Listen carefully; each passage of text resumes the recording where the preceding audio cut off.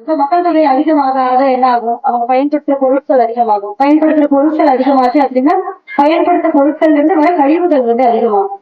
So கழிவுகள் வர்றது சகஜம் தான். ஏன்னா இப்ப நம்ம வீட்லயே இப்போ இந்த தொப்பி வச்சிருக்கோம். இந்த தொப்பியை திருப்பி திருப்பி நம்ம பயன்படுத்தாம ஒரு ஈவெண்ட்டுக்கு மட்டும் பயன்படுத்திட்டோம் அப்படின்னா, வாழ்க்கையில குப்பையிலாதான் போகுது. குப்பை வர்றது தப்பு கிடையாது. வர குப்பையை எப்படி நம்ம கையாளுகிறோம் அப்படின்றதுதான் முக்கியமான விஷயம்.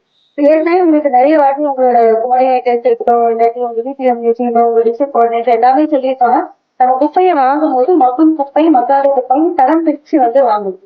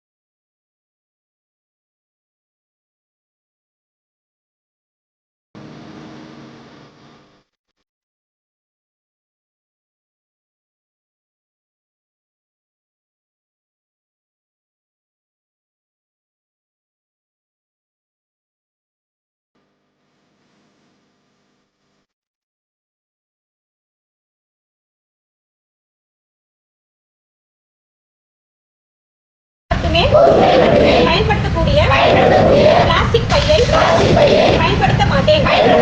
பிளாஸ்டிக் கழிவுகளை முறையாக அகற்றுவேன்.